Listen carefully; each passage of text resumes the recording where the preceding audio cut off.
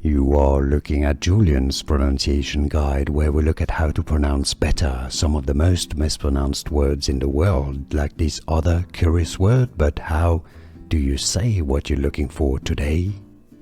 Let's learn how to pronounce this word from French, meaning wonder or wonderment, like when you find something just is wonderful. It's a bit like awe, really, or awe when you're in awe.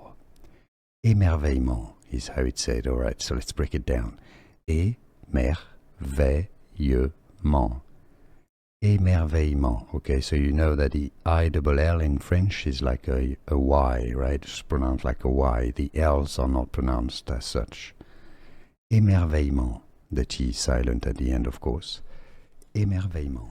Here are more videos on how to pronounce more confusing words and names too many mispronounced. Like this video if you found it useful. I appreciate your support. I'll see you soon and thanks for watching.